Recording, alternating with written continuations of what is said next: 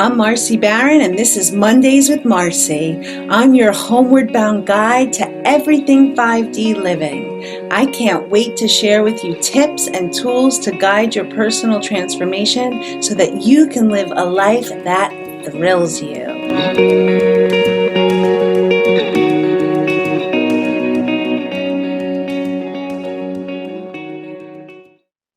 Hello, and welcome to this week's Mondays with Marci.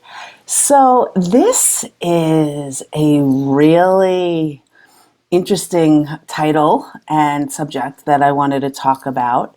It's called My Disordered Eating. And in naming that, I was deliberate because I was never diagnosed with an eating disorder. I wasn't bulimic or anorexic or any of that. But I did want to tell you my story around food, body image, where it came from, and the work I've been doing on it, and in hopes that it can support you on your journey. So, food is an interesting thing. Food is probably the number one thing that most people self-medicate with. Most people use food to fill themselves up in a way that is beyond nourishment, in a way that is beyond what it is intended for, which is to give us energy and life force.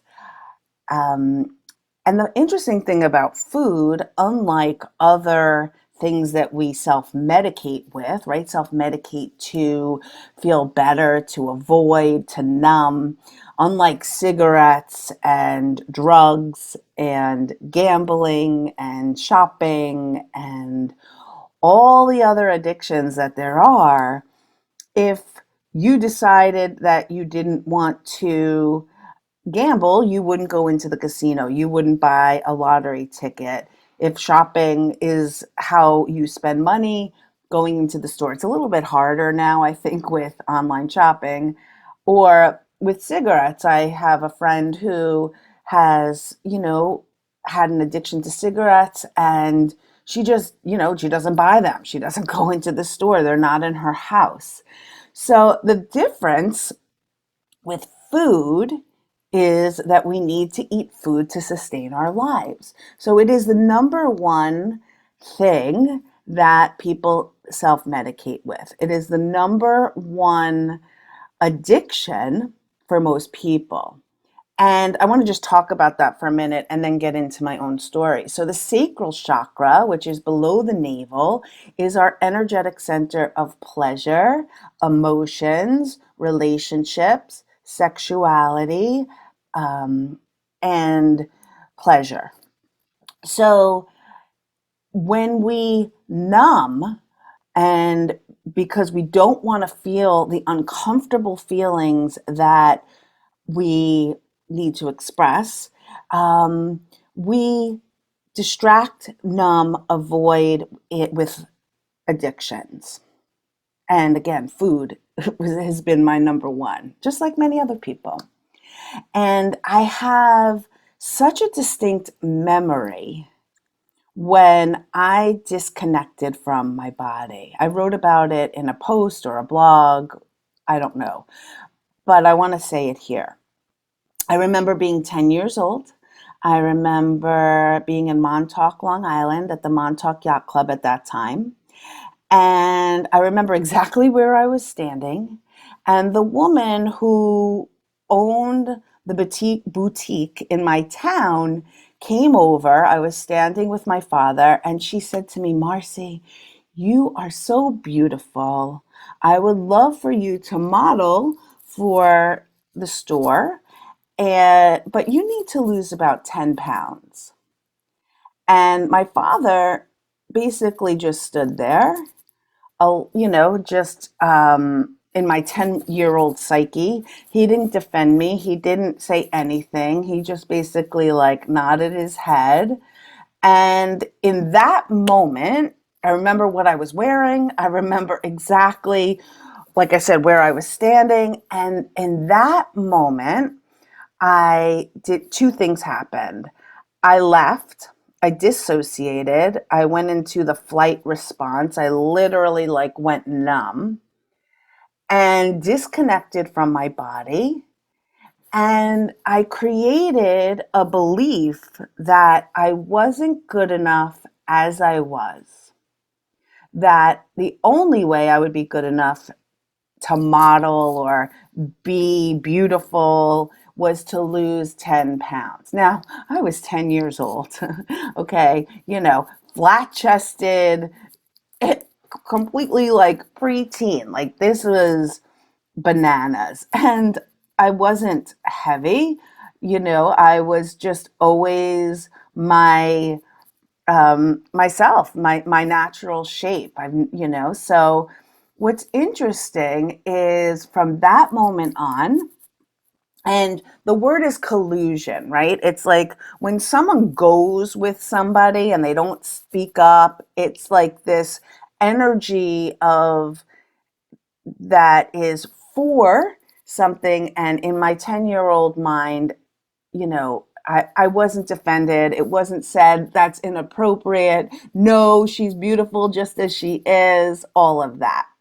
And what's interesting is then that became the story in my mind. You're beautiful, but you need to lose 10 pounds.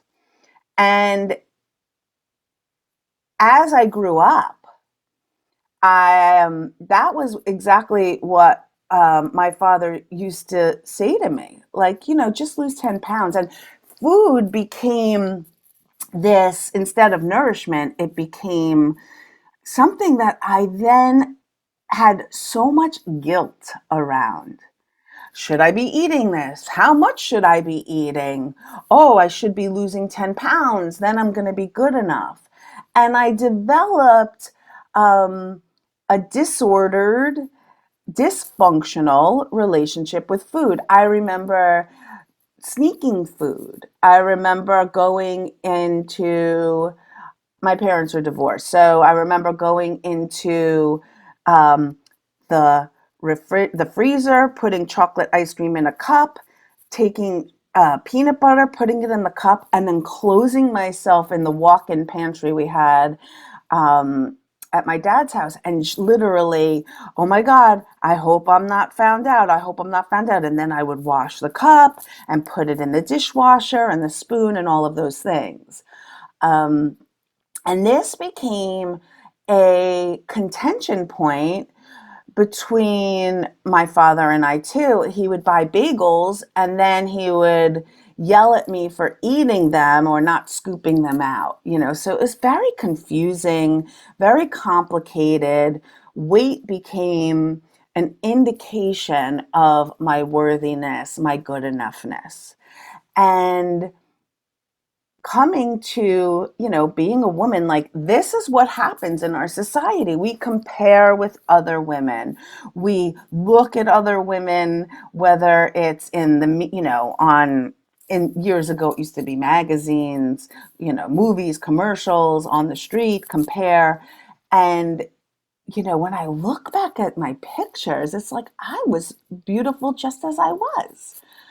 Um, and all of the cycles that we go through as women, in our getting our periods and that become and puberty, you're like, whoa, I'm getting a chest, I'm getting hips and a waist.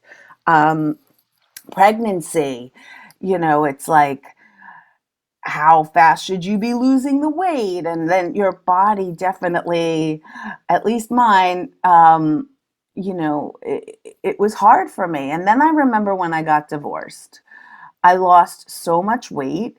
And I remember, again, being in a dysfunctional relationship around what my body meant, my value, and and the father figure being, caught up in that. And lately, okay, so here's like complete honesty. It's like I just went through menopause. And I guess that was the last time I had my period was January of 2021. And, it's like an interesting process. It's a part of life, and your metabolism slows, and you lose the progesterone and all of the things that make it like, for me, it's like I used to be like, all right, I'm gonna lose this weight. And then you just stop eating and exercise more. And then it comes off. And in middle age, it doesn't exactly happen. So it's like I've noticed they call it like the menopause apron. I'm like, all right, I got a little belly, and I'm just like coming to terms with this is where I'm at. I'm deep in my work of losing the masculine shield and healing my heart on a deeper level, which is in my work. And it's okay. It's really okay. I'm done beating myself up. I am approaching things, which is how I have with myself, with my clients, and my children, and everyone that I come in contact with, is I'm having curiosity and compassion. And all my life, I didn't have a better way to deal with this. I'm innocent in all of this. So I'm just hoping my story gives some perspective, some humanity, some awareness to where you might be. So, my question is, what do you use food for? I mean, there are certain people who are in healthy relationship with food. But what do you use it for? And what are the feelings that come up when you do that? So, again, for me, I used food to self medicate and to numb. And when that would happen for me, I would feel guilt and shame. And because it became this for a really long time, um, I shouldn't be eating that, or, all of this shame. I was in a cycle for a long time. It didn't matter what I was eating. I could be eating, a salad, and I would feel like, oh, should I be eating that? There's just so much around food now. It's like, oh, fruit is bad and this is bad, and, just so much black and white with food. So those two questions I want you to think about. What do you use food for? And what are the feelings that come up when you do that? And I want you to just surrender them. I want you to just have curiosity and compassion that you're doing the best you can and you haven't had a better way. So maybe this is, just helping you soften around your relationship with food. You are innocent. You are doing the best you can. And especially in this time, in this place that we are in society, it's intense. And all of what's happening doesn't seem to be letting up. And the reason for that is because everything that needs to go, everything that is dense as we go into higher states of consciousness, needs to go. So, this is something that a lot of people are looking at and a lot of people are dealing with. And I've seen it a bunch in my practice, in my work, and I just wanted to talk about it. So, if you can just soften around it and maybe put your hand on your heart and on your womb space, your abdomen, and just send love. Just send love that you are doing the best you can and that you are unlearning all of this programming that has you feeling ashamed and guilty and numbing yourself. And as you do that, just allow yourself to feel compassion. For me, I've had to bring my 10-year-old self up so many times and say to her, none of that is true. These adults, they did the best they could. They didn't know the impact of their words that would hurt you. And I'm here now. I'm here to tell you none of that is true. You are worthy and you are lovable and beautiful just as you are. And when I do that, my 10-year-old softens. So maybe you could bring up a time where you left your body, where you felt ashamed, where you felt embarrassed, and just bring that part of you forward and just give her some unconditional love, some acknowledgement, and some compassion. And it's okay if emotion comes up. I've had to work with this 10-year-old version with me of myself very often, and even went back to that place where I left my body. I was with my daughter and I talked about what happened, and she was loving and supportive. So just have the curiosity and compassion. Know that you are innocent, you are loved. And what I try to do with food is ask myself and pause and breathe. Is this nourishing? And have presence to what I'm eating and why. Food holds a vibrational frequency. It can be either life sustaining, life generating, and energizing, or it can be depleting, inflammatory, and make you feel not as good. And it doesn't matter what it is. If you have a good association and positivity with ice cream or chocolate or whatever, that's life affirming for you.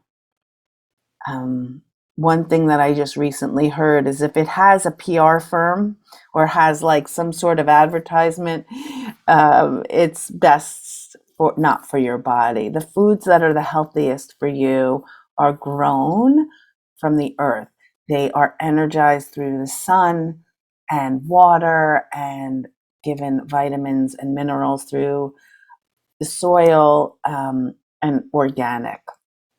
So this has just been something that has been on my heart, been on my mind. And if it's helped you, I hope that makes me happy. And if this is something that you think someone else would benefit from, please forward this podcast, this video. And if food is something that you struggle with, your self-image, your confidence, and hold crystallized energy of feelings of shame, guilt, and unworthiness, and have strong memories associated to it, go to my website and schedule a 15-minute consultation call. We could do work around this. The work that I've done in healing my relationship with food has been life-changing. And as now I'm in this next part of my journey as a menopausal woman, it's about coming into acceptance and unconditional love for myself, my body, what I've been through, and all that I am. And all that I am has gotten me to this part of my life, exactly where I am. So thank you for listening. I'll see you next time.